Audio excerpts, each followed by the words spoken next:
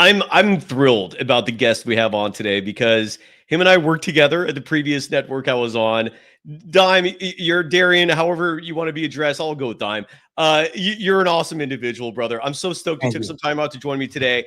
And we're going to get on today's program. Dime Dropper primarily covers the LA market, the Clippers. So I want an outside perspective on this never-ending Jonathan Kuminga standoff drama. And you've had some insane experiences this past year that I think the audience is going to be riveted hearing about just what you've been dealing with. It's been madness.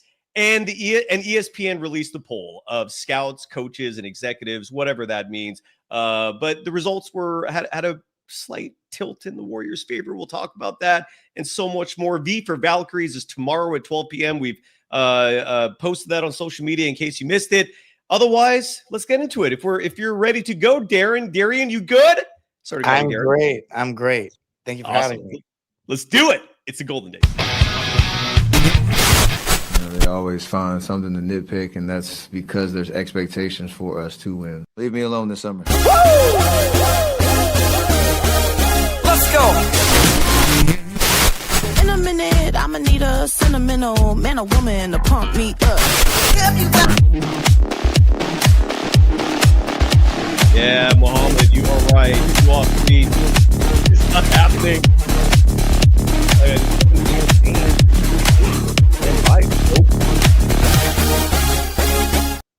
Welcome to the Golden Days. That's the name of the program. I got Dime Dropper joining me today. You can follow him, I believe, on all social media platforms. Correct me if I'm wrong, at Dime Dropper Pod.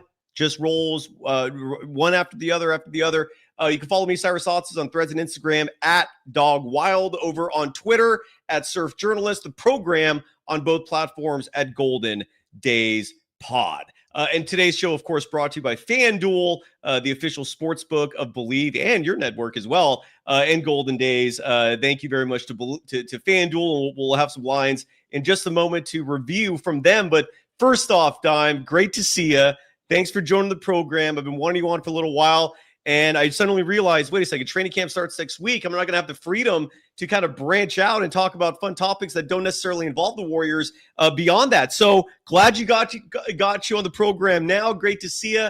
And before we get into all this serious stuff, first, how you doing, man? How's life treating you, brother? I mean, definitely better than it was in the beginning of the year. I'll say that for sure. So getting excited for the season shortly, and everything else that I have going on as well. So I'm in definitely a better spot than I was to start the year. How about yourself? Doing okay, brother. It's one day at a time. Thanks for asking.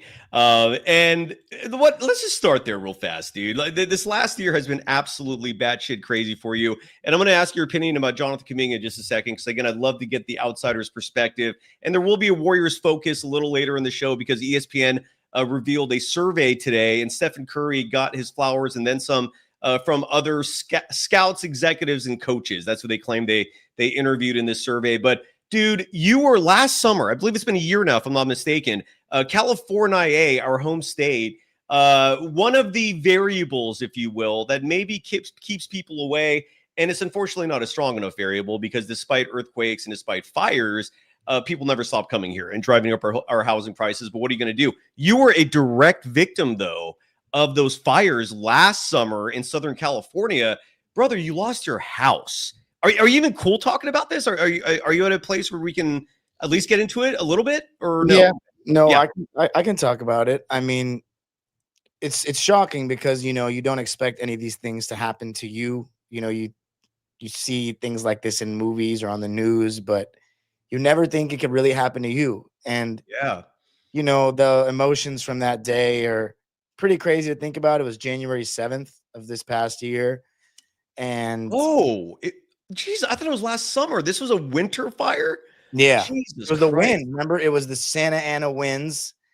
And, obviously a whole neighborhood got burned down. 2 whole neighborhoods got burned down with Altadena and the Palisades. And, I never thought that my house, my parents even, at the time I was still, post-college in that mode where I was saving up money to move out.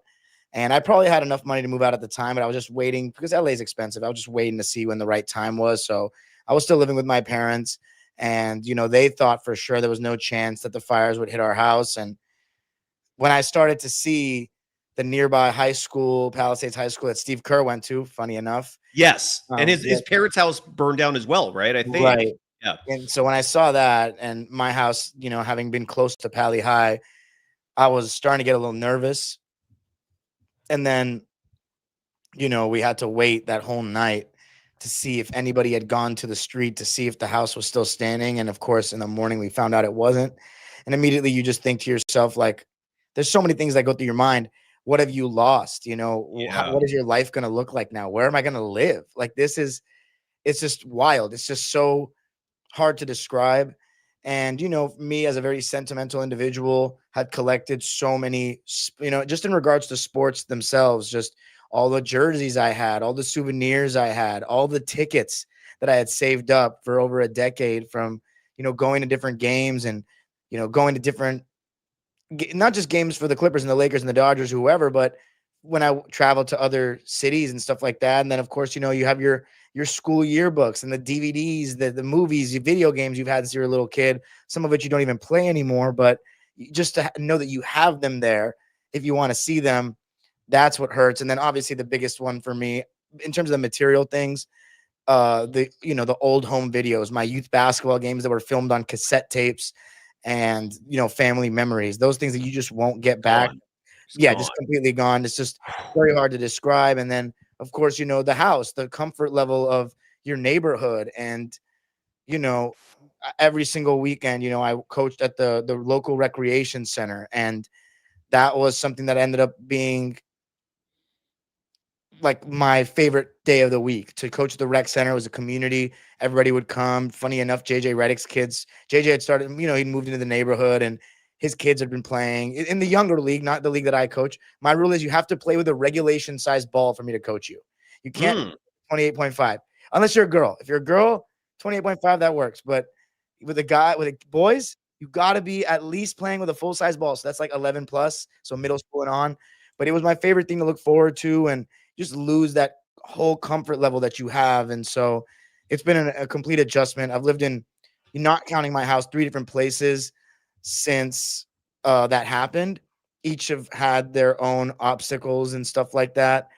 And now I'm, you know, living with some friends in an apartment, and it obviously doesn't compare to the house. And, you know, obviously I feel bad for my parents and whatnot more than anyone, but life goes on. And hopefully, what are they doing? Like, where do they live? Well, I'm guessing you each have to figure your shit out until your house gets rebuilt, right? And I hope insurance is covering that. Yeah, thankfully the insurance is fine. They're living in an apartment that they got off a family friend whose daughter moved out. So they got a decent deal on that, not too far away from the neighborhood that we were in before we moved to our house in 2007, late 2007. So it's been a crazy year.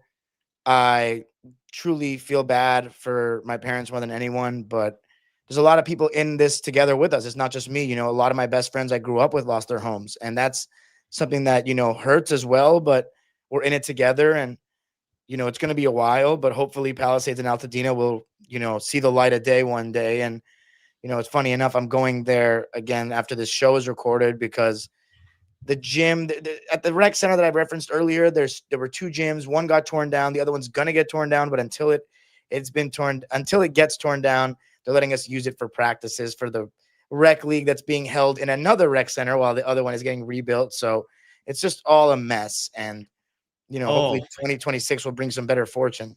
Oh my God. And everything you told me about all the memorabilia, the tickets, again, these are things that just are irreplaceable, right? I do the same thing, a dime. My entire life, every game I've been to, like the first Warriors game I went to was in 1989, the Minnesota Timberwolves. I think it was their first year in existence. And that was my first Warriors game. And I still have that ticket to this day.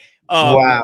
I've in terms of like those things, like whether it's tickets, trading cards are another big one, right? Like I have a collection that I have those things in like 2 boxes. So my mentality is always, if there is a fire, I'm grabbing just those 2 little boxes because I know everything else. Look, it's if you lose it, it sucks, but you can always buy it again. And you're right though. There's also some videos and stuff. God damn, I can't even think what I do in that situation. But I have my 2 boxes at a bare minimum that I would just take. Were you even home, like when all this was happening, like, or were you somewhere else and you heard about it and you were just helpless? Like how did you? What was the lead up to you losing your home in a fire in the Palisades area. Again, like you said, where Steve Kerr grew up, and his mom was one of the victims, just standing outside her home as it was burning. Tragedy, man. Like what was the buildup to that for you? Yeah. So funny enough, like I coach middle school basketball, the middle school that I attended, and we had a back-to-back-to-back that week, which is very rare. We had a game on Tuesday, Wednesday, and Thursday. So it was the first of these 3 games. We only have 7 games in the regular season. So our whole season essentially came down to this 1 week. So my mind was not on anything other than that. We're trying to get this done. We were playing Sierra Canyon, which is a well-known school. Bronny James went there. Marvin Bagley went there. So it's a well-known school. We're getting ready to play them. And I'm supposed to pick up some of my kids from school. And then as I'm getting ready, it's like noon, 1 o'clock. The fires break out in the Palisades Highlands, which is a little ways away from me, but not far. And the kids are apparently getting evacuated to another school. And I'm thinking to myself, like, am I going to have to pick you up from this other school? Another high school is going to bring in 2,000 plus kids from this middle school for the rest of the day. And so now all the parents are going to have to pick the kids up from a different school. Is that going to delay us in our game? I'm not even thinking, all right, my house could burn. Or whatever. Yeah. Not at all. And then, there's the Amber Alert that says everybody evacuate. And I've never seen an Amber Alert that says everyone in the neighborhood evacuate. But I'm like, oh, it's just precautionary, whatever. And my dad was like, take some things that you find valuable. Some things. It was just very vague because he didn't think that we'd lose our house. And if I had to do it over again, I would take all those cassettes that I referenced earlier, all those tapes. But I just made sure I got my clothes that I was wearing at the time, and that was it. That was it. And then I went to the game. That's crazy. Because I was in such a rush to go to the game, I did not take as much stuff as I could out, and they didn't cancel the game. And then kids got stuck in traffic. We ended up losing the game to an inferior team. It was just like it went from bad to worse. Bro, I'm so sorry, dude. And I'm with you in that. I'm a very sentimental person as well. Just to show people, I'm going to hide you for 1 second. You're not going anywhere. But in my background here, like the 4 surfboards that are behind me, I'm very sentimental to those because each one of these, except for that one right there, that one was I bought. It was borderline destroyed, and I used that as a board primarily for my surf shop. That was a whole other life ago that I post outside my shop and write, whatever the deals were for the day and stuff. The other 3, dude, I've traveled the world with these things, right? And they're mostly retired. That's why they're behind me now, and they're beat up, they're dinged. But dude, goddamn, I have there's a term for human attachment to inanimate objects. I think it's called animism.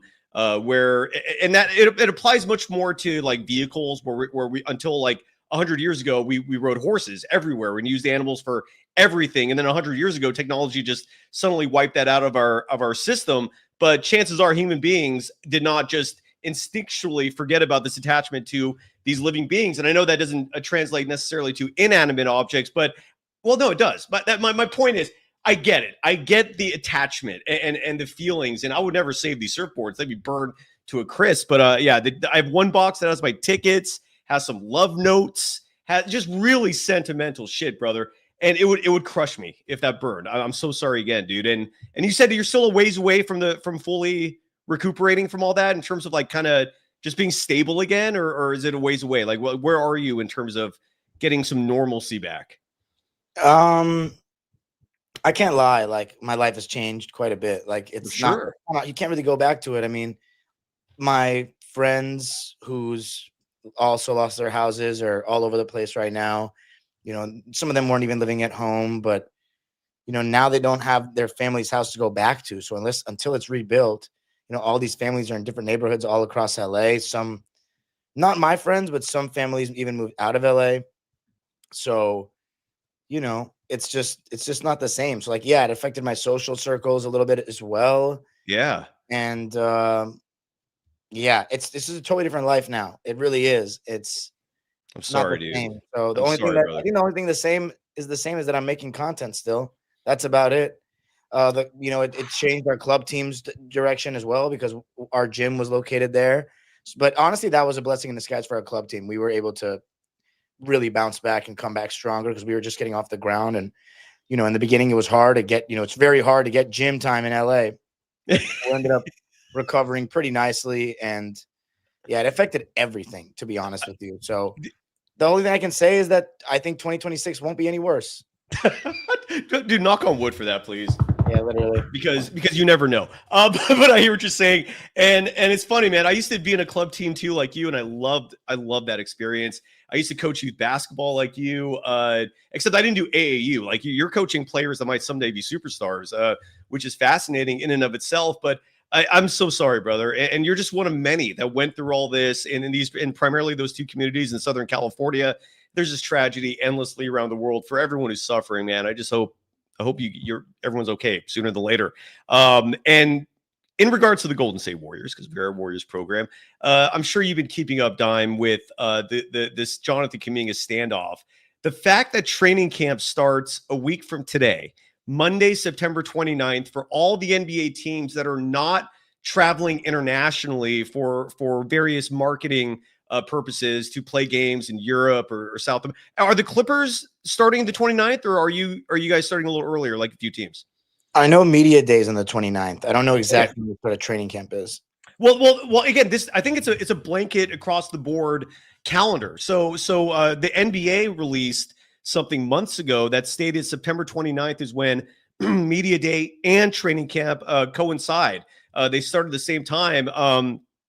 Clippers media day is August 29th or September 29th. The Warriors also start September 29th. And I know that the Clippers had a very active offseason. And more recently, they've been dealing with a whole different set of drama I'm going to bring up with you in a brief moment, because it's what everyone's been talking about during a very dead offseason in terms of basketball. But, dude, the Warriors, 9 players on their roster right now. And if they don't resolve this Kuminga thing by next Monday, chances are that's what media day is going to look like. 9 players. The coach in the front office, more specifically Steve Kerr and Mike Dunleavy Jr., they're going to get grilled with questions about this. I mean, if the goal of Golden State was a distraction-free season for one of Stephen Curry's last years in his prime, this sure as shit ain't it. I mean, this is all anybody's going to be talking about. As an outsider, from your perspective, what's your take on this? Because I don't know if there's a comp to this. I certainly don't remember the Warriors ever going through another offseason like this. It's lunacy. What are your thoughts? Yeah, I mean, it's very hard to kind of make sense of it all. I think the one selling point, obviously, is this is the first full year of Jimmy Butler. You have a training camp with him, but 9 players is crazy. I mean, and those players, if I'm not mistaken, are Steph, Jimmy, Draymond, Moses Moody, Buddy Hield, Pods, Trace Jackson Davis, and who else? Oh, D. Santos and Quentin Post. There you go. Bravo. Very good. And maybe one of the 2 second-round picks, maybe both of them, right? Will Richard and Alex Tui from Australia. That's the only thing the Warriors did this offseason. They drafted 2 second-round players after trading down from the original pick. Sorry to interrupt you. So, no, you're good. So, Jonathan Kuminga is unrestricted free agent or restricted free agent? What's his... Restricted? If he was unrestricted, I think he'd be long gone. Right. It's restricted free agent. Just like Josh Giddey, just like Cam Thomas and Quentin Grimes.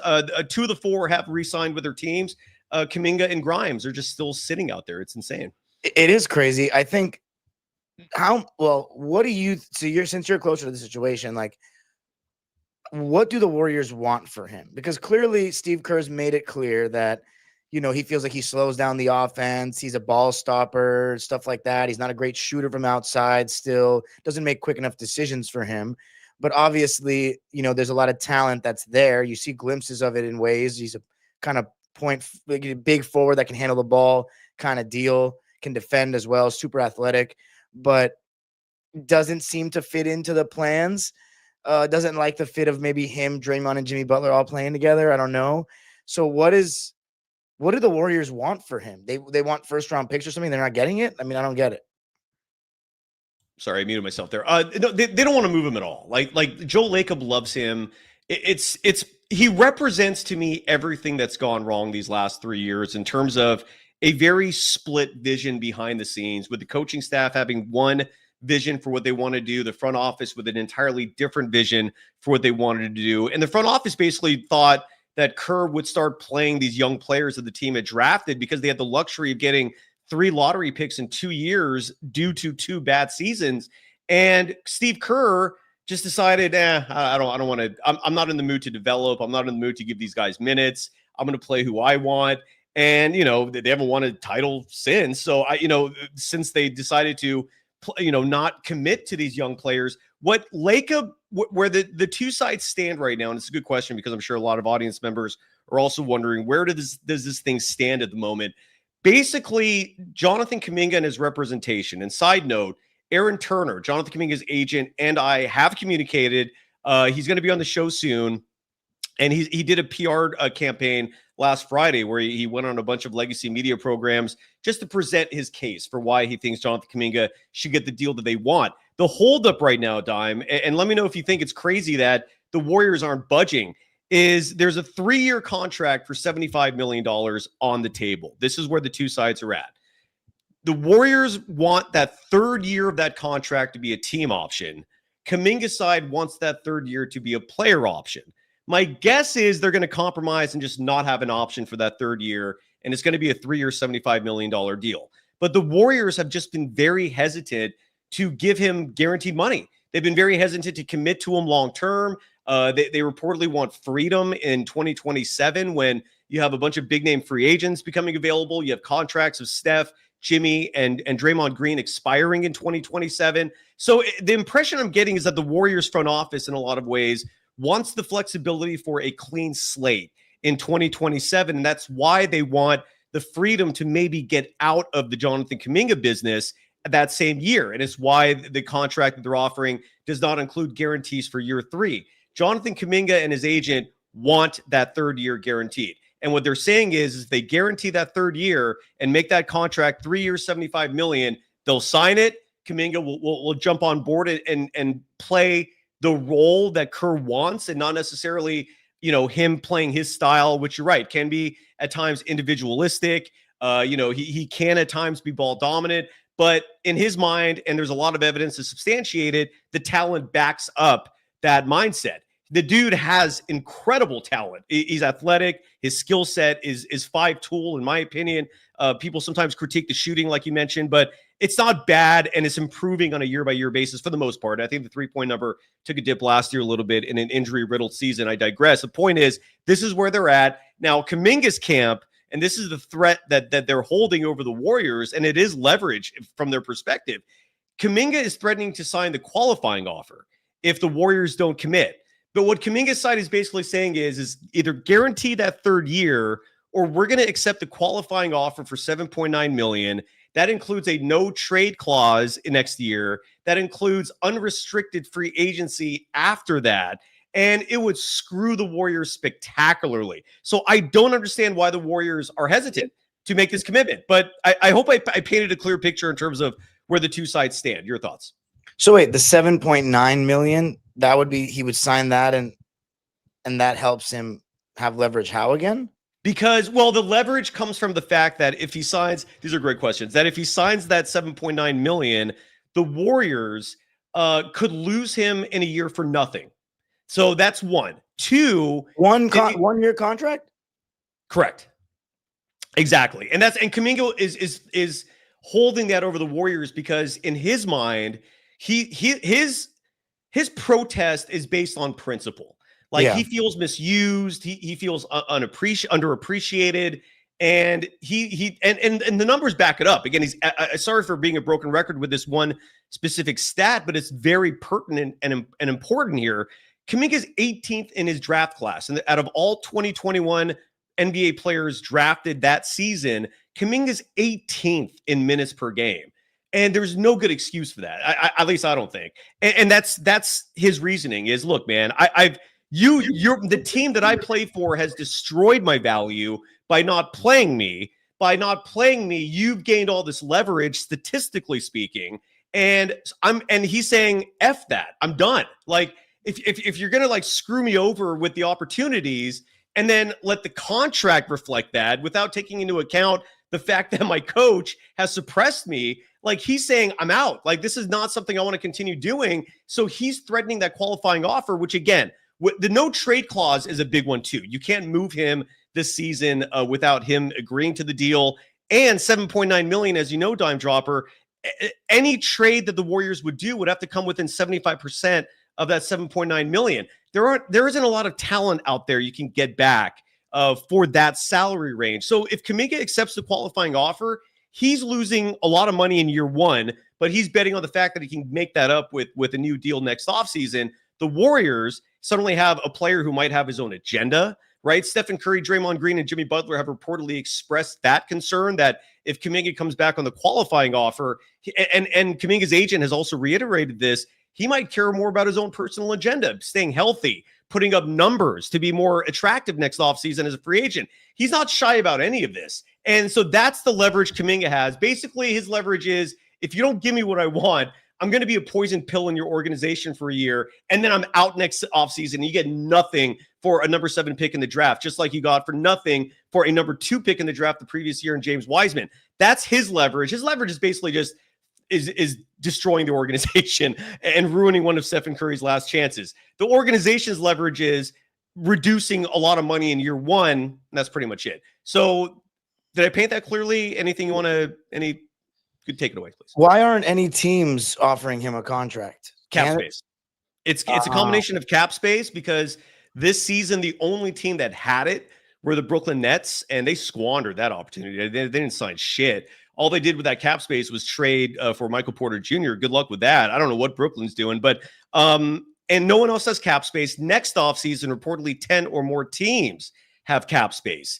And that's another thing Kuminga's banking on is, look, I'll just wait out this year. I'll just do my thing. And the next offseason, there's at least 10 teams that could afford to pay me good money. So that's his mentality. And the Suns and the Kings have reportedly gone so far as to make informal offers for Jonathan Kuminga if the Warriors would be willing to do a sign and trade. I was gonna say, it's got to be a sign and trade, right? Since yeah. he's a free agent.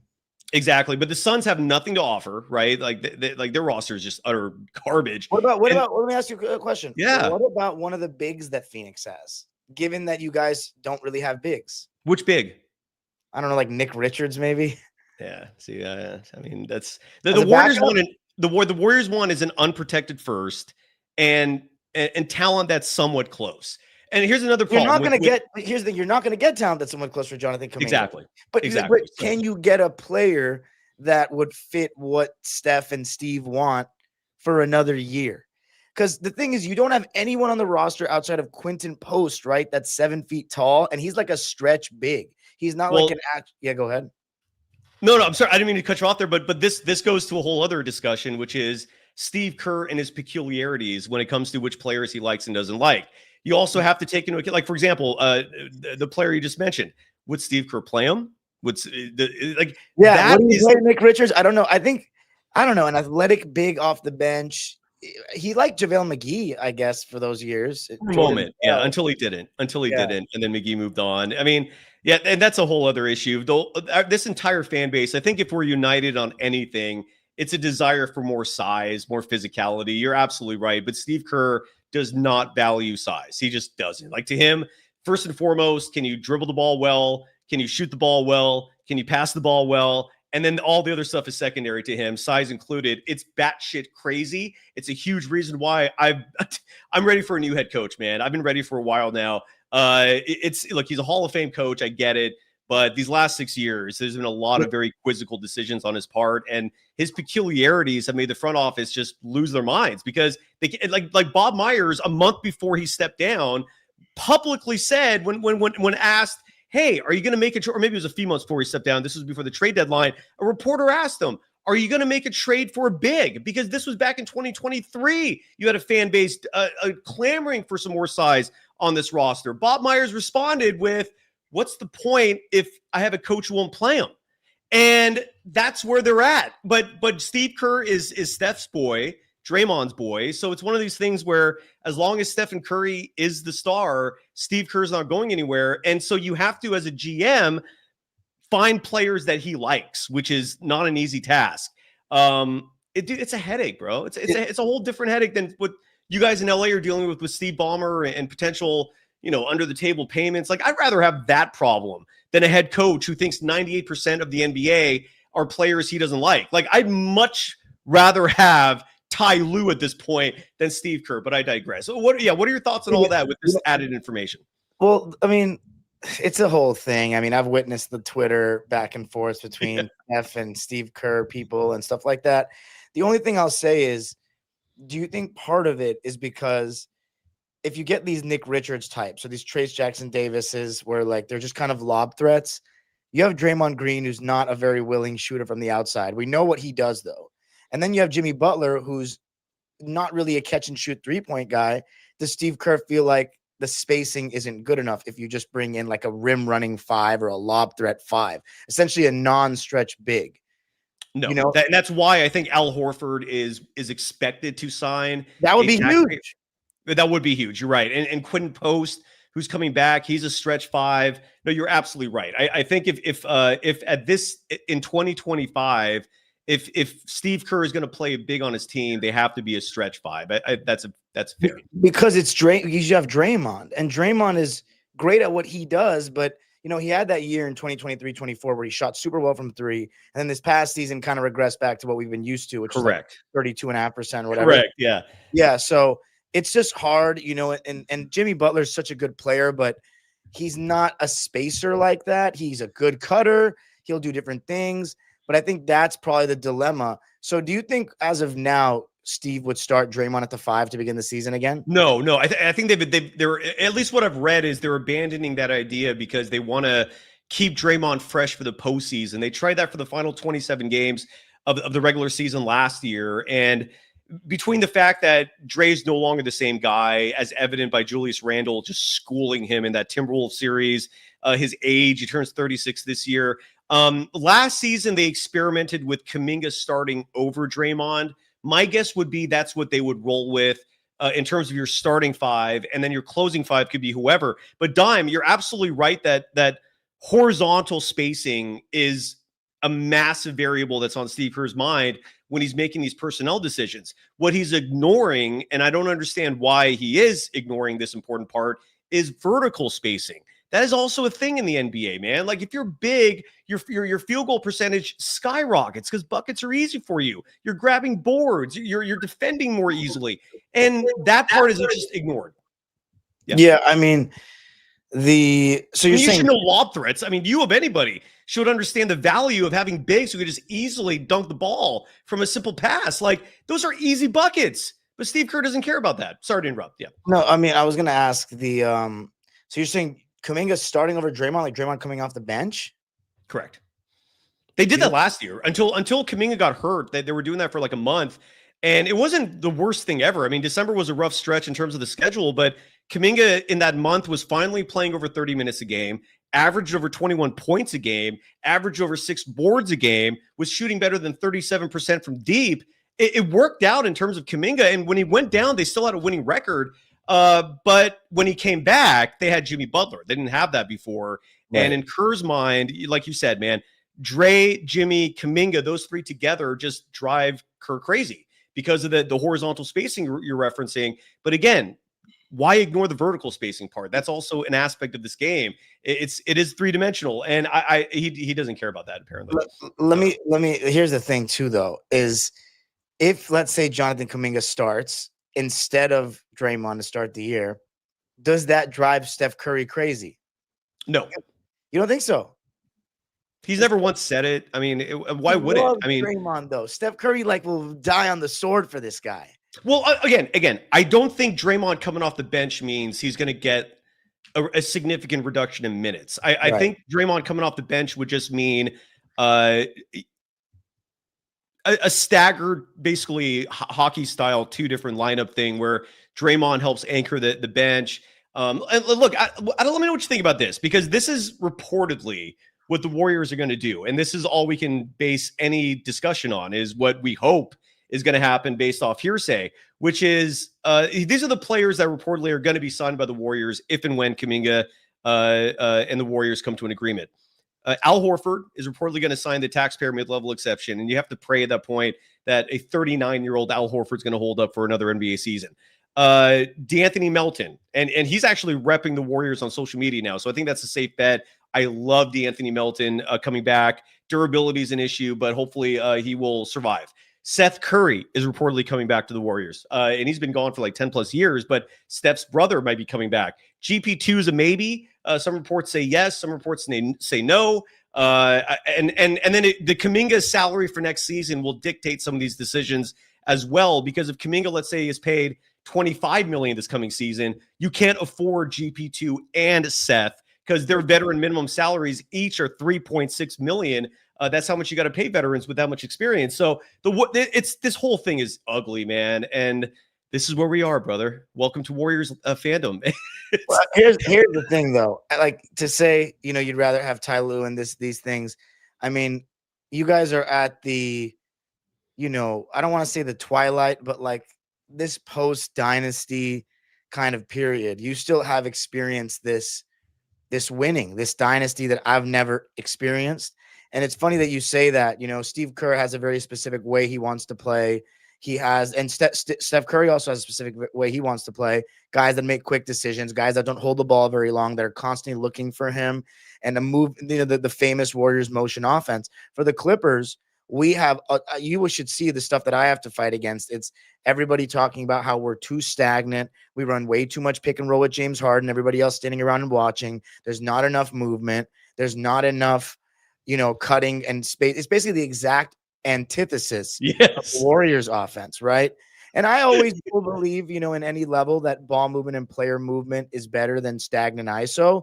I also think that sometimes the Warriors can afford to let Steph Curry cook a little bit more, so to speak. That's obviously been a complaint over the years, but I do prefer the Steve style than I don't even want to say it's Ty Lue style per se. I just think Ty Lue has coached LeBron James, James Harden, Kawhi Leonard. Like, these are guys that are not going to be movement guys.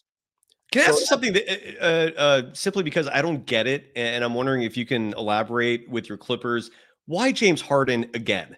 Like we saw, look, I'm sure it's going to be another great regular season, and James Harden has proven that you can party your ass off and still show up and put up 40 points a game. That is James Harden, by the way. If you ever hear people talking about that, because I saw a podcast today, I think John Wall was part of it, where John Wall came out and said, hey, there are players out there. Everyone's different. Some players can be up all night drinking and then show up the next day and drop 30. James Harden is that guy. I'm sure you've heard stories. I've heard a million stories behind the scenes about that guy and how much he loves life, if you get what I'm saying. But dude, James Harden in the postseason, I think we there is a consistent pattern there of him not showing up, especially in game sevens. So why is he back another year? Like what's the logic there? So I think it's actually an interesting discussion that stemmed from when we got James Harden. You have fans of teams, and I truly mean this not in an insulting way for fans of teams that haven't won, but fans of teams that have won, right? Warriors fans, Laker fans, which is a lot of who I talk to outside of Clipper fans. When we were rumored for James Harden, they were all saying, like, what are you thinking? Like, this is going to guarantee you do not win a championship. And I said the same thing. I said, he's going to fool everybody again, which is he's going to go to a team. He's going to make them better. Like he makes every team better. It's kind of like Chris Paul. He makes every team better, but then there comes a point where he just doesn't get over the hump. And people want to make all these excuses for him about all these different reasons why he hasn't won, except for looking at how his skill set makes you play a certain way and how he also doesn't get the best of his own abilities in those big games as well. And so when we got James Harden, and I'm very I put it nicely, but I truly, as an unbiased, you asked for what it's like for the other side. I've loved watching the Warriors play basketball. I think Steph Curry, for everybody, all the kids love him because of his shooting. What kids need to really see is the way he moves without the basketball. I mean, he might be the best in the history of the game moving without the basketball. He's a great screen setter for a guard. He does all these incredible things. He just never stops moving. And then having him and Klay Thompson for so many years is just what I call a beautiful brand of basketball. Now, Agreed. With less talent over the years, it's been hard to kind of get that off because everybody zeroes in on Steph, and then it ends up being that other guys are making decisions that are not nearly as good. For example, it looks a lot better when you have that motion offense with KD, Draymond, Clay, and Steph and Iguodala versus, like in 2021, you had Wiggins and a younger Jordan Poole and stuff like that. But I love watching that. Can you name anyone else on that 2021 team? Yeah, I mean, I watched a lot of it. What's his name? Eric Pascal. You had James. He was on that team. You're right. Yeah. So go ahead. James Wiseman. I watched a lot of the games, but that wasn't a great team at all. It wasn't a very good team. But it was not. Yeah. So the James Harden experience is every team that he kind of goes to plays a very stagnant offense that's built around Harden handling the ball and running a lot of pick and rolls. And he doesn't like people cutting and moving. Like Ty Lue said this on the Shannon Sharp podcast. He said he likes people to stay spaced so he can kind of see the floor.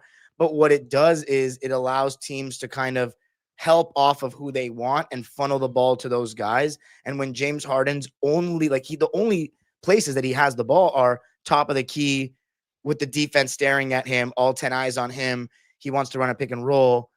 He takes that step back three. He doesn't really get into the mid range. He doesn't really shoot any other shots outside of floaters or layups in the paint and that three ball. So he doesn't have a very wide shot profile. I'm explaining why he doesn't succeed in the playoffs. To answer your question though, about, why is just, in my opinion, like naivete of organizations thinking that he can get you over the top. Like they still believe that he can do it. I've never believed after seeing, when my last straw was with Cyrus with Harden. I don't know. Was when in 2019, actually, no, in 2019, I said, okay, I had to hear all of last year. He did not win that series against you because Chris Paul was injured, right? Fine, valid. Even though you had a 15-point lead and you missed 27 threes in a row, fine. Chris Paul matters. But what people also ignore is that Andre Iguodala missed several games of that series. Thank you. Yes, no one brings that up, and that was huge. I know. And then a good rebuttal though that Rockets fans bring up is Luke Bahamute also missed games. And I'm like, you know what? That's fair. If you want to put all of them out there, it would have been a good series. I'm still taking the Warriors though. And one more thing, and truth is, I'm glad you brought this series up because that was the first time I started to second guess Kerr a little bit. And the reason why David West was on the Warriors, DNP the entire series, and David West years later mentioned that really peeved him. And Steve Kerr admitted regretting not informing David West ahead of time that he was going to get basically DNP the entire series. I know he got minutes here and there, but he was not in the rotation. Same with JaVale McGee, who left the team after that because he was also DNP that series. And who was playing in their place was Quinn Cook out of the league, Swaggy P out of the league. And that was the first time that, to me, Steve Kerr, I started kind of wondering about his decision. Sorry to interrupt, but my point is Warriors, if they played JaVale McGee, David West, and Iguodala does not get hurt, that's a 5-game series, I think. Yeah, I mean, I would hope 6 games or something like that. I'd give him 6 games, sure. But I said, okay, you know what? You didn't get it done. Now Kevin Durant is injured. You have a game 5 and 6. Game 5, KD got injured in game 5 of that 2019 second round. In game 6, you got to at least force game 7, James. If you force game 7, it's a one-off game, no Kevin Durant. Let's see what happens. But you got to at least get it there for me to make excuses for you. And you saw what happened. In the fourth quarter, Steph Curry sunned them completely, went crazy after being cold the whole game. James Harden turned the ball over on an inbounds pass, missed multiple free throws, and missed a point-blank layup. I did not forget that. Even though he had 10 points in the fourth or whatever, I remember the plays. And I watched the game back again, and you see how stagnant their offense is. And then I gave him another chance. I'm like, okay, you know what? As a first option, no. But as a second option, what are you going to do with Embiid? You're so forgiving. I know. You had the Celtics up 3-2, and then you kind of disappeared in game 6 and 7. So I wanted, and here's my thing, Cyrus. It's not just not performing well in big games. It's the fact that in game 6 against Miami, in game 6 against San Antonio in 2017, and in game 7 against the Celtics, he looks like he doesn't really care. Like he looks like it's not a big deal for him to lose. That's where I, as someone who grew up, I know I'm a Clipper fan, but I watched Kobe every night. Yes, me too. Because look, Dime, people don't realize this, man. Your team and my team were the Wizards for decades in the NBA. There was a direct equivalency there. The Warriors were irrelevant. The Clippers were irrelevant. So if you're a fan of one of these teams, you have to kind of root for someone else just to maintain some interest. And Kobe was such as close to a perfect successor to Jordan as you could have found. And I love this game, man. So I'm with you in that. I watched every Laker game in that era because the Warriors, I mean, I watched them too, but dude, they were shit. They were garbage. So I'm with you. There was always a desperation level there. Even someone like Giannis, the one thing I'll always say about Giannis, or even Russell Westbrook, for example, they're never going to go out not swinging. That matters. Yeah. So I didn't want that kind of energy on my team. And he does exactly what he does, which he's been a great, but see, here's the thing about the Clippers, right? Winning a championship, while they, Ballmer can say whatever he wants, that they want to win a championship more than anything. James Harden has produced wins. And for them, that's enough. And he's been good to the fans. Yeah. He's been a good, the teammates speak highly of him, even though there are some guys that left the franchise that didn't love playing with him, which we clearly know who those people are. Although people have their flaws with those guys as well. And, Paul George and Russ. But, he's been a great Clipper. For me, as long as he's on the roster, we're not a realistic contender to win it all because he's going to flame out eventually, which makes my job as someone who analyzes this team and as a fan of this team feel like it's just like I need to find another way to get something out of this because the winning is not going to happen. We're going to win until we don't. Yeah. And that's a shitty feeling, honestly, as a fan. Like, I feel as though there's no hope. There's no hope. And in terms of winning it all, in terms of being good, oh man, we could be great this year. Have you seen our roster? I'm not as doom and gloom as you are about the Clippers. I think your team actually has a shot this year. You had a great offseason. Getting out of the Paul George business, I thought was huge in a positive manner. How close you came to taking Denver out, I'm not forgetting that. Like, you came this close to taking out a team that you could argue was the best in the NBA last year. I know the OKC Thunder are the champs, and I'm not going to sit here and plant a flag saying that the Nuggets were the best, but you could make that argument given how tough that they were. And your club, dude, like if the Clippers had played the Thunder in the playoffs last year, I think you guys would have won. I really believe that. Yeah, because matchup wise, you would have been perfect. Kawhi is the kryptonite for Shai Gilgeous-Alexander. Like, I would have. In what way? Defense. He doesn't guard, but he doesn't guard the best players anymore. He didn't even guard Jamal Murray. Is that true? Oh. We had Chris Dunn and Derek Jones Jr., who were awesome, but Kawhi doesn't guard the best. Kawhi doesn't guard the best players anymore, which is part of like what people don't understand about him. And they would have had Lou Dort, Alex Caruso, and Cason Wallace to throw at James Harden and Kawhi. We're too old. So, and plus, here's the thing with Harden.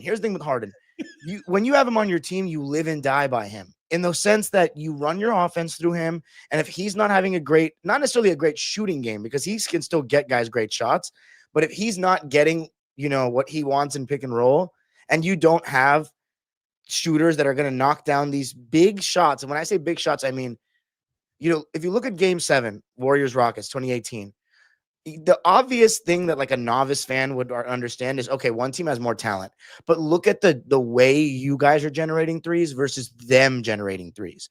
It's a lot of Trevor Ariza standing around watching Harden dribble, and then he gets the ball and the weight of the world is on that shot. Whereas with Clay, he's coming off screens. It's fluid. It's a lot of guys touching the ball. The ball has energy. I really believe in that. So, you have to have really good role players to make these shots. And the problem with Harden is he doesn't defend. So these role players, not only be good three-point shooters, they have to make up for the defensive deficiencies of James Harden.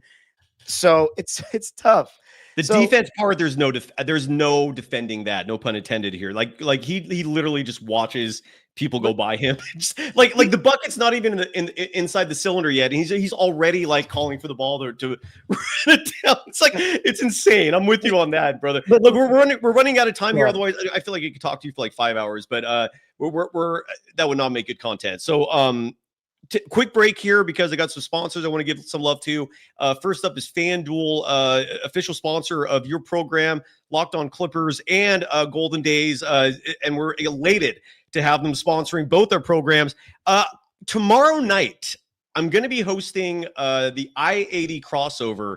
Every Tuesday night we do that. Mark Haynes of Believe in Kings joins me, and we discuss NorCal basketball and the NBA as a whole.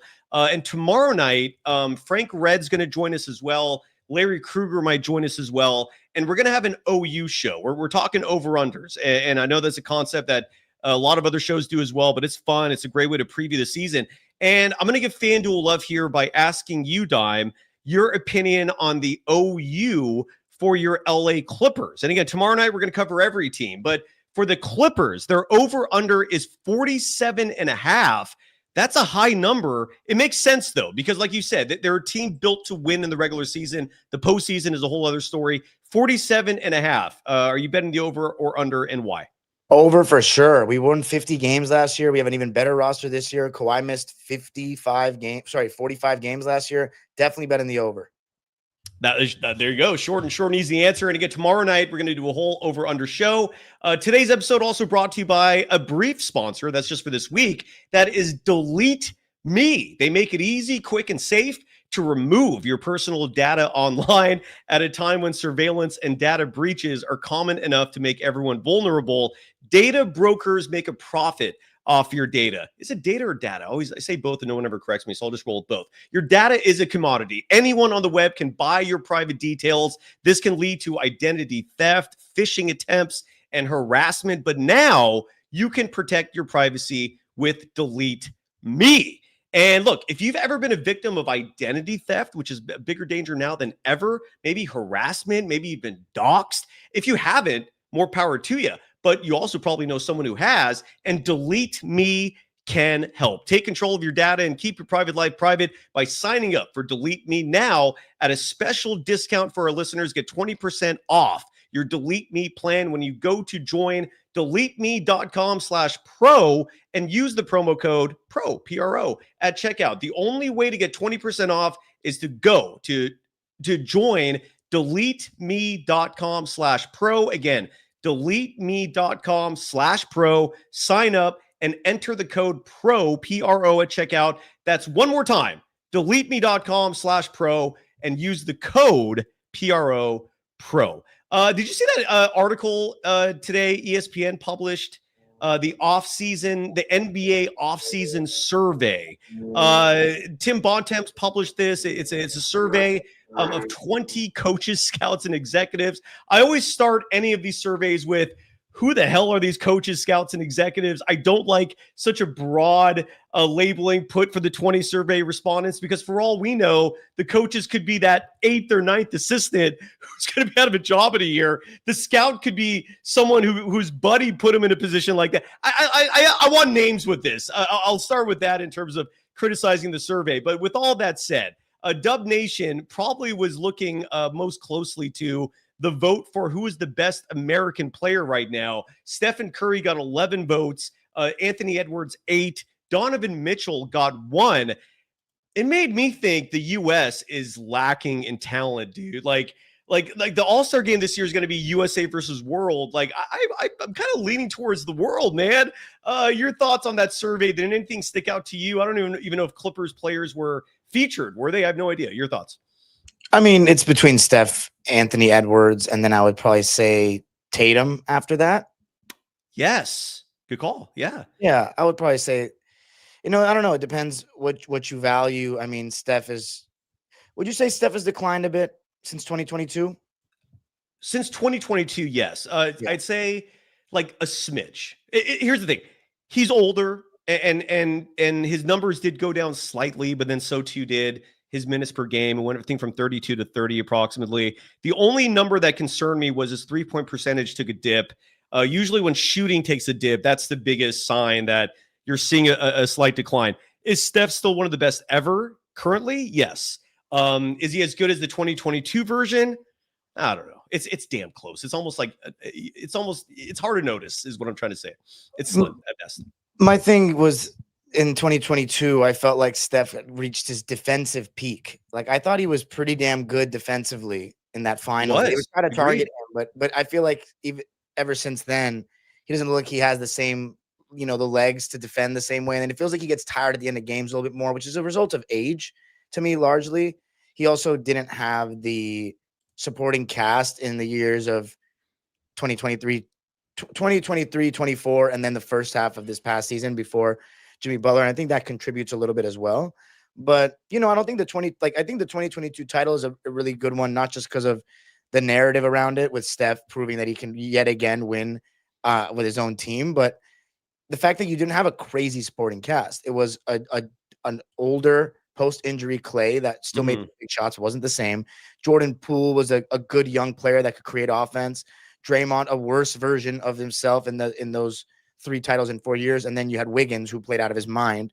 But Steph really, led the charge. So that was a really impressive title. But I guess the greatest argument would be for Ant-Man, just given the two-way play and how easily he can get in the paint now. I think, 2 conference finals in a row. The one thing I'll say about Anthony Edwards is I feel as though in terms of like best player in the league discussions, not saying he belongs in the best player in the world discussion, but just like in the ranking, I don't think he gets enough love. I really think that he's improved every year. They've gone to the conference finals 2 years in a row, the Minnesota Timberwolves. Yeah. So that matters. And he's one of the only stars of today's game that, like, actually, I won't say he guards the best player every night because they have Jaden McDaniels for that, but he'll guard one of the best players damn near every night. Yep. And I think that's more than a lot of other guys. So I love Anthony Edwards. I just keep it in your pants. That would be my one piece of advice. I love the back and forths with him and Kevin Durant. I know half of that is made up, but it's still comical. And that leads to the final topic. I know you got to run here in just a second, but I hope this is a good topic to wrap up with, and that's you beefing with former Golden State Warrior Kevin Durant. How did this start? Did Durant just randomly reply to you? Like, do you think you've been on his radar for a long time? In case folks are unfamiliar, you and him had. I thought it was funny. I imagine you being in that position was not as funny as it was for me as an outsider. But I also think you held your own, brother. Like, I don't think you got embarrassed. I don't think Kevin Durant did anything to win points. It's just you called him out. He disagreed. Tell the audience what that was about, sir. I mean, so we had a previous discussion on Twitter that he responded to when he was kind of ducking accountability for the Suns' failures this season, or like his post-Warrior tenure not being great. So then I asked, did you think you played well enough against the Celtics when they got swept? And he responded saying, no, I'm a perfectionist. Did you use that to, as like an embodiment of my career or whatever? And I said, no, I just thought you guys could win a game. That was a back and forth we had a while back. And then after I saw an interesting stat that said that Kevin Durant hadn't led his team in shot attempts since 2018. Had not led his team in shot attempts since 2018 per game. So I was shocked at that because I've always thought KD's one of the best scorers of all time. My only criticism is that sometimes, especially in his post OKC days, he plays in the flow of the game so much. And I love that he doesn't rock the boat and stuff like that. He doesn't force things. He's very efficient. He takes smart shots. But there have been times where I think he can demand the ball more and take the game over more. And I think there's at times where he just kind of goes with the flow and doesn't seem like he reeks of desperation the way that some other stars that I mean, again, I always go to Kobe because we're talking about scoring. He's the best scorer that I saw because I was a little young for Michael Jordan. He's the best scorer that I saw. Relentless. I saw the 81-point game live. I saw him score 62 and 3/4 and have these insane with no spacing, by the way, and more bigs in the paint. So it was just like a different world when it came to scoring. So I just said best scorer ever, my ass. And I was saying y'all in reference to the stands, the KD.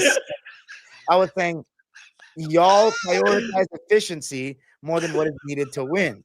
Because I don't think, and here's the thing, you can say, even if you want to say KD over Kobe as a scorer, I mean, Michael Jordan, for me, I think to the untrained eye, he's a simplistic scorer. He doesn't shoot many threes and have a crazy, fancy bag.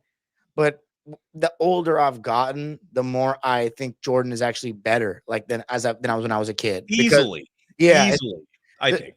How little he has to do to get his shot off with his his elevation and his hands and I think Kenny Smith made a really good point when he said on All the Smoke, he said the thing about Jordan was he was the most skilled and the most fundamentally sound in one. And that's the thing that sticks it out for me, is that the one thing that people have a lot more of in today's day is they're better 3-point shooters than Michael Jordan.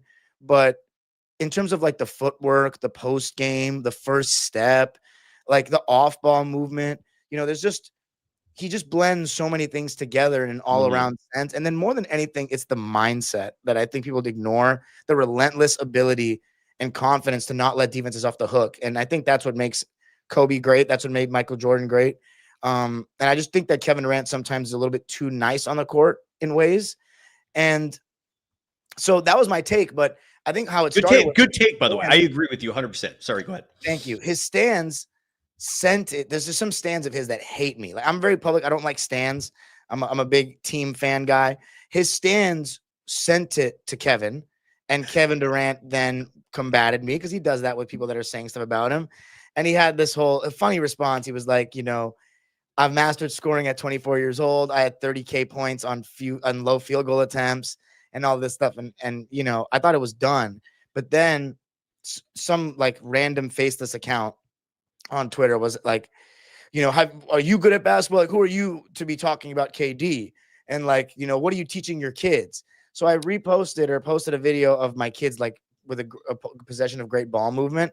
And the guy tags KD And then KD comes in there when he's not even being talked about, I guess, really. And he was like, bro had someone film his game so he could prove to X that he was a coach. That's fire. I laughed at that part because, that was just funny to me.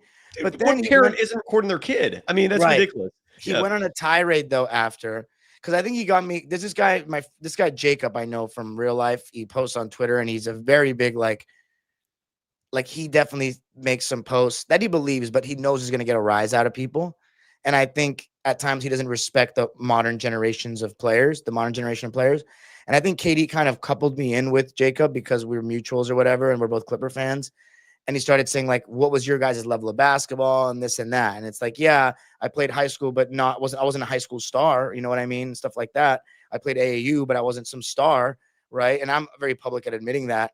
But I definitely think I am better than some people that have never touched the ball. That's some people that talk about. And plus, I also don't think that you have to be great at it to talk about it. I think that's two different things. But I do think it helps though a little bit. Like if you had that experience playing even like pickup games frequently, if you've never talked through a screen before, it might be hard to talk about basketball. It's like me talking about, football, and I never played Pop Warner and never played Little League. Right. So it's going to be hard for me to describe, stuff in the NFL besides the basic stuff. So I don't know. I think he was just trying to like show that, I don't know. He wanted me to, basically his point was, I am not fit to talk about him in any single way, essentially. That's ridiculous. And then I asked him, I said, what were Mark Dagnall's high school stats? Because he didn't play D1 basketball and he's a championship coach. And he's saying, you're not them, buddy. Don't compare yourself. And I said, well, you're moving the goalpost now. I know I'm not them, but everybody had to start somewhere. And I kept telling him, I was like, dude, I'm not a troll. I respect your ability. But I have aspirations on making it in this game, whether it be coaching or media. I know I've kept advancing every year. Nothing's going to stop me from advancing. And he kind of was like, you're a 24-hour fitness coach. You get like, and he was like, these parents have entrusted their kids to be taught by this guy because of his Twitter following. None of my parents were, almost half my parents don't even know about what I do in media. So I just thought those were like a little below the belt because I wasn't trolling him. I understand when he insults people that are trolling him. I was not, I had an opinion about him. And he claims he doesn't care about that opinion. Bullshit. Yeah, and then he just like you clearly got in his head. Like you clearly got in his head. He would not go that far if you didn't fucking poke him in the right way. Now that was petty on his part, man. Bravo to you. I say. And then the next week he's commenting on like Ricky G's post saying that like Dime is, because I think it was something about a coach saying that a player can be too unselfish. That's the Warriors guy, right? Isn't that the guy? And then Ricky was saying, I think this is what Dime was trying to say. And KD comments on that. Untagged. He goes, Dime never played on his varsity team, and now he has the keys to talking about NBA players. So it was just like, a weird discussion. He got in his feelings, dude. The part that pissed me off was that he tried to downplay kind of like my aspirations, my dreams. No pun intended on that, by the way. Took me a second. No pun intended. He tried to downplay my dreams, and I'm not sensitive about it. I don't care what he says, but it was wild to see a person that like I grew up watching. Like I remember his first game against Seattle. Against Denver as a member of Seattle. Right. I am younger than him. You know what I mean? I am younger than him. So it's not like I'm hating on a guy that's younger than me, which would just be weird in my opinion. But for him to say that, I just thought that was below the belt. Like I think sometimes with KD, he doesn't realize that like he's a true role model to a lot of people. A lot of people look up to him, and he feels like he doesn't accept that responsibility of his job. No. He just sees it as a 9 to 5. He plays basketball and that's it. Same with Kawhi. And I just think that you have a bigger purpose and you have a bigger privilege with the platform that you're given as an NBA player. And I just don't feel as though he takes it like that. But I've always said this time, if Kevin Durant quit Twitter, if Kevin Durant stopped caring about how other people felt about him, we would see another level of greatness. But that's his flaw, dude. That's the chink in his armor, I think, is that he cares too much about the opinions of others, man. Like someone in this position should not be on social media constantly scrolling, seeing what other people are saying about him. The exception to me is how Stephen Curry treats it. He uses it strictly as fuel. Like he goes on there, and I'm guessing nowadays it's a little harder for him than before because who's hating on Steph these days besides LeBron stands? But he goes on there, he finds critique, and it pisses him off. And then he switches into Michael Jordan mode, which is using anger as fuel. And it's effective. If Kevin Durant had that mindset, brother, then I think he would be in that echelon of scoring. But that guy, like the amount of time he spends just like, and with this story you're sharing where he's engaging with you, he's actually like looking you up and like this takes time, dude. And it's the fact that I think he's weak-minded is my point. I think the fact that he cares so much about social media and what other people think about him is so weak. I've had back and forth with him a little bit too, but he's never taken it far with me like he did with you. That was crazy, man, because I saw a lot of that. He didn't stop. He just kept coming and kept coming. And I was like, what is going on here, dude? And I thought you handled it very well, man, was my take. See, his whole gimmick is that he doesn't actually care. He's just using the app like everybody else. Bullshit. But like, yep. I mean, bullshit, dude. Like, I don't agree with that. I wasn't even trying to insult him like that. Like, I still have a crazy amount of respect for where he's gotten. I mean, you know, he's one of one talent-wise. Anybody that is in the conversation for like top 15 or top 20 players in history, like, you know how many people have played this game? Like, you know how many amazing players there were in the NBA? Like, it's just, and there's a lot of people in the 70s, for example, that just don't get their love, you know? So like people like Kevin Durant are just leapfrogged over these guys. Same with guys like Kawhi, and especially at the small forward position. Yeah. And you have guys like Havlicek. You have guys like Rick Barry that I know that's your boy. Yes, sir. But like, did you have him on your show yet, by the way? Did that ever happen? No, I have to watch Rick's tape. I've only seen the first couple years. He's on where I'm at in my, so I have this whole thing. If we're going to close, I'll say like, I'm on your clock now. Yeah. So go ahead. Yeah. Part of my journey is like studying the history of the game, because I got tired of the GOAT debates without like, people talk about all these guys and they like have not watched a full series of these players. That's like absurd to me. Like, how can you speak about like Kareem Abdul-Jabbar versus LeBron and you're not watching a full series of Kareem Abdul-Jabbar, understanding why the game was played the way it was? Like, that really pisses me off. So I started studying every year from Bill Russell's rookie year, because he's like the first GOAT candidate to me, and watching every single game that exists, which is not very many actually. I'll just give a fun fact to the people. As of 1971, which is like the last year I finished, there's not even 5 full games, like watchable 5 full games. There's not. So that tells you the scarcity of footage. But yeah, I'm studying and I document my journey on Twitter. I lost all my notes because they were on my computer and I didn't have them saved to the iCloud. So 15 NBA seasons worth of notes gone. I have to rebuild those. But I documented some of them on my channel, on my YouTube channel, in terms of like certain videos I made. If you go to my playlist, they're called The Dime Machine. And then I have Twitter threads. My pinned tweet on Twitter is literally a story of the NBA, and all these threads up until 1970-71 season are there, including like Rick Barry's move from the Warriors after leading into the finals and then going to the Oakland Oaks and like having to sit out a year, you know, and doing broadcasting in the meantime. And then, you know, him not wanting to play for Virginia and getting traded to New York. Like, that's a whole thing. Like, I've seen all of that. But, you know, like someone like Rick Barry, for example, like crazy pull-up game going both ways, could score and scored 30 wherever he went, just doesn't get any credit because he played in the 70s. You know, those kinds of players to me should not be overlooked, and they are very much overlooked. John Havlicek played 16 years in the 60s and was playing a ton of minutes, and, you know, he didn't have the best handle even for his time, but he found a way to score 28 points and grab 7 rebounds and 5 assists, like when he was a star. And it's just, there's a lot of guys that don't get their respect. So, you know, I think even guys like Kevin Durant by the modern generation get a little too much love, you know, in my opinion. Like, so there's a lot of guys we just don't give credit to, and it's my job to, you know, uncover the truth. I love that. You're being a bit of a historian, if I'm reading you correct here. Yeah. And dude, Rick I think you'll love having Rick on your show, dude. Let me know when you're ready. I'll do the introduction for that. And like you said, there's such little footage for people interested in studying that era of the game to you know, compile analysis on. And that's where testimonials from those who actually played in that era, carries a lot more weight, right?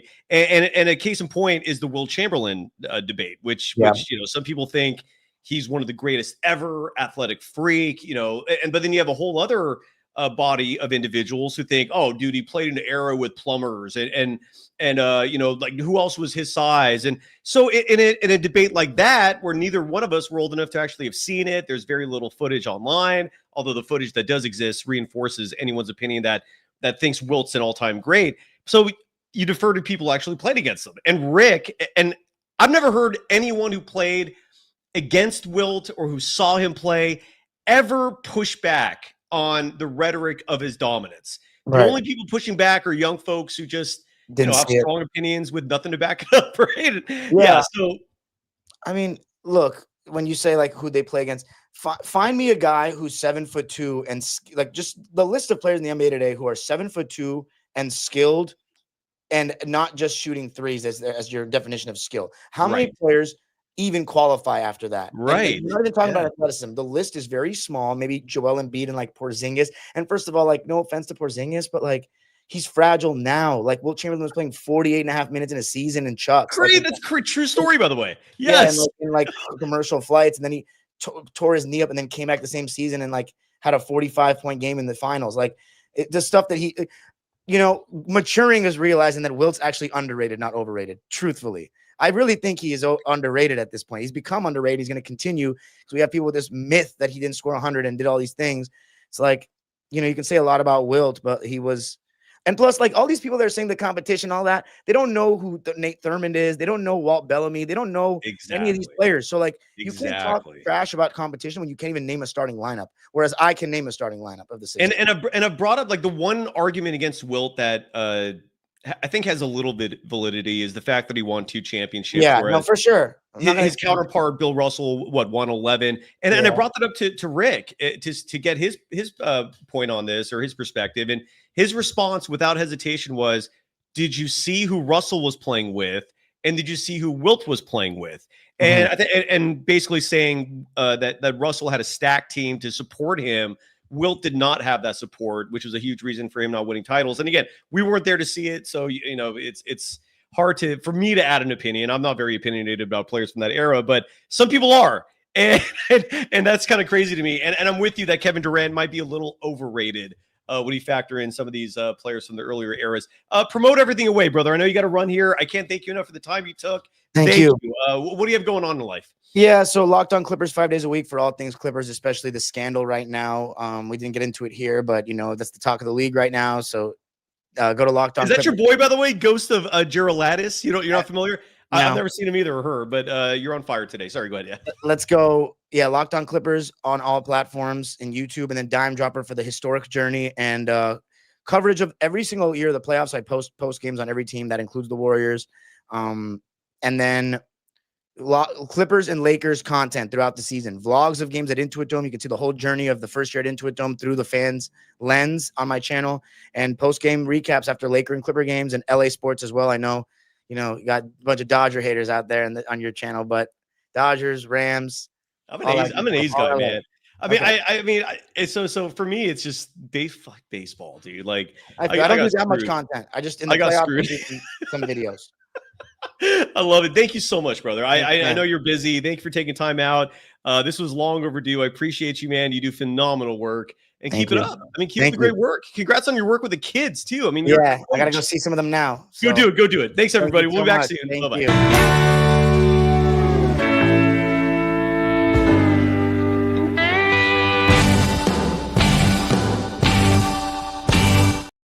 Oh, real quick before I'm glad I caught myself there.